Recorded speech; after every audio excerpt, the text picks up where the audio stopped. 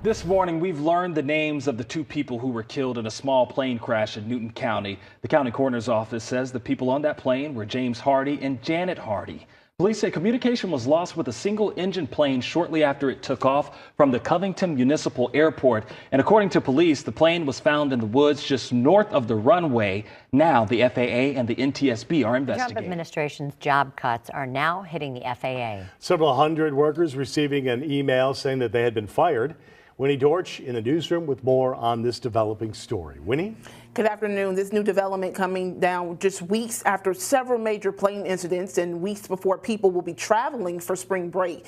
FAA probationary workers received termination letters Friday night. Employees impacted include personnel hired for FAA radar, landing and navigational aid maintenance. The White House says air traffic controllers are not qualified for an incentive to quit. Federal officials say the FAA is already facing a shortfall in controllers. Complaints include overtaxed and understaffed air traffic control system for years. A U.S. Army Black Hawk helicopter and an American Airlines jet collided on January 29th. Only one controller was handling both aircrafts that day. 67 people were killed. The Department of Government Efficiency is visiting the FAA Air Traffic Control Command Center in Virginia today. The DOGE will get a look at the current system in an effort to reform it. The FAA handles an average of 45,000 daily flights and more than a quarter of the world's scheduled flights to arrive at or depart from U.S. airports. We talked to an aviation expert at DePaul University who says the move was abrupt and questionable. It does make you really apprehensive. There's such a cultural shock at the FAA right now with early retirements, of course, the terrible accident. And you throw on kind of sudden departures for people. It can really affect, the culture of an organization that's really got to rethink its approach to airline safety after this terrible accident. It's just very disconcerting. It's a very delicate system. You have, really air traffic controllers that are working in an understaffing situation already. You throw into that a less responsive administration because of the sudden layoffs. And this can just have an effect that could translate into either more delays or slower rollouts of systems to get our air system running smoothly. And, flight activity is growing fast. So it's really perplexing why this is done so suddenly. It's not good. And Transportation Security Sean Duffy plans to announce steps to build upon air traffic control training and applicants. Live in the newsroom, Winnie Dortch. China hit back at the US State Department on Monday after it removed wording from its website that said it does not support Taiwan independence. Washington says the change was part of a routine update. China, which claims the democratically governed island of Taiwan as its own, urged the US to, quote, correct its mistakes. The fact sheet on Taiwan, updated last week, retains Washington's opposition to unilateral change from either Taiwan or from China. But, as well as dropping the phrase, we do not support Taiwan independence, the page added a reference to Taiwan's cooperation with the Pentagon Technology and Semiconductor Project.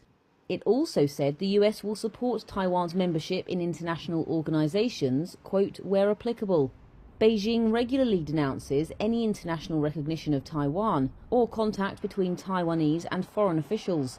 Chinese Foreign Ministry spokesperson Guo Jiakun. The revision of the fact sheet on US-Taiwan relations by the US State Department, which seriously regressed its position on Taiwan-related issues, seriously violated the One China principle and the 3 Sino-US joint communiques, seriously violated international law and basic norms of international relations, and sent a seriously wrong signal to the Taiwan independent separatist forces. This is another example of the US side's stubborn adherence to the wrong policy of using Taiwan to contain China.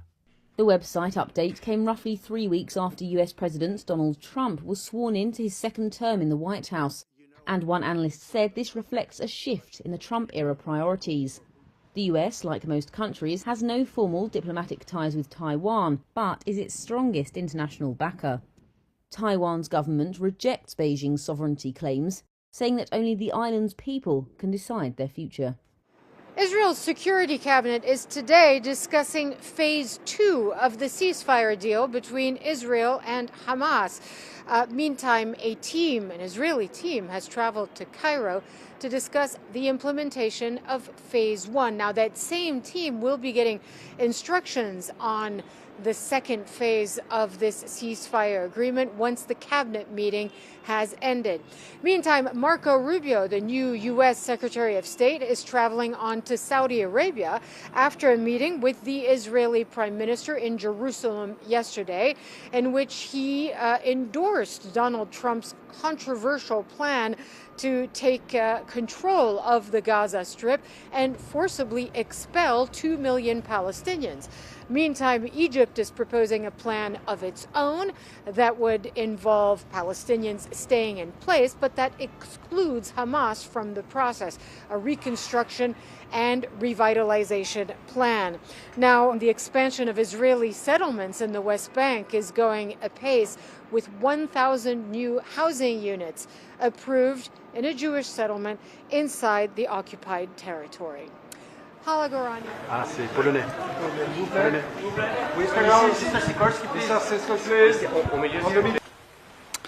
This meeting is taking place during the Polish presidency, and I'm glad that the agenda has accords with Poland's priorities. Poland is keen to provide fresh impetus for Europe's efforts to bolster security in several dimensions. Poland will unwaveringly seek intensified military support for Ukraine and continued pressure through sanctions on the Russian Federation.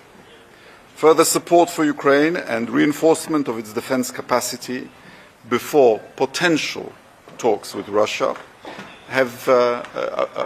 will no doubt feature prominently in our discussions. Ukraine's security and stability are crucial for our continent, and I hope my partners share that view.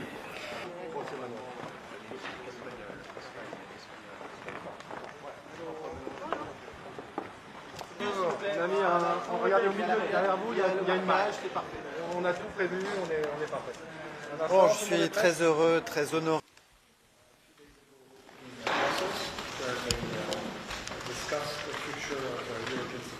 Hello, friends. We will have Ukraine's foreign minister for a short statement, and then we'll go. Ministers. Hello. Pleasure to welcome all of you. Today I am third time invited to attend this really important meeting, and I am thankful to my friend Jean-Noël for this invitation. It means that Europe plays its active role in ensuring just and comprehensive, long-lasting peace for Ukraine. Ukraine's security and European security are indivisible, so it's a good opportunity to have friendly, as always, open discussions on most important issues, with regard of the most important pending issues. Of course, I will brief my colleagues about the recent situation, current situation at the battlefield.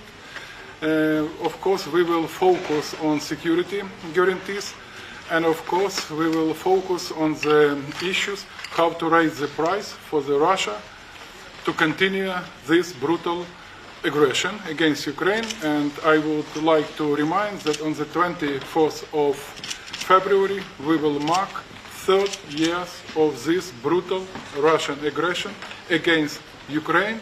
And it's not only about against Ukraine, it's against our common values. It's about world order, against world order based on international law and the principles of UN Charter. Thanks.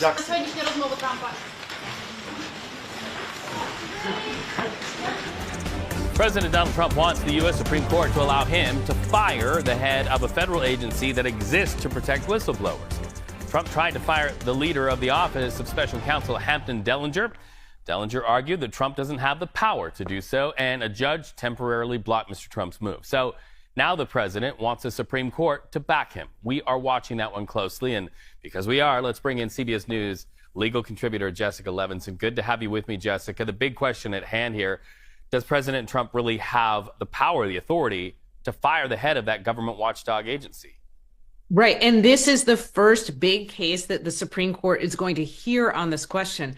I think I'd like to point out two things. One, if you just zoom out, we're going to be seeing this pattern again, right? So the Trump administration takes an action. It's challenged in lower court. The lower court judge says, hold on, pause. And the Trump administration files an emergency appeal to the Supreme Court saying, help me out here. I have the power to do X. Now, in this case, X is firing the head of the Office of Special Counsel, as you said, a watchdog agency.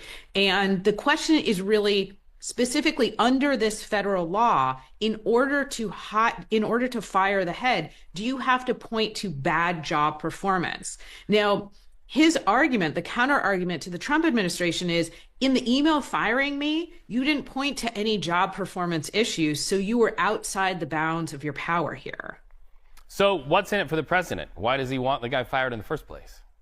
Well, I think what we've seen is briefly, a vast reconfiguration, a vast reimagination of the federal government. And what we have also seen is a pattern of firing people in watchdog positions. So, Reed, I think we talked about the inspector generals being fired. In my mind, this is consistent with the theme of not just vastly reducing the federal workforce, but also reducing those people who are in watchdog positions. So say the Supreme Court says that Donald Trump can't do what Donald Trump wants to do. Does he have to do what the Supreme Court says?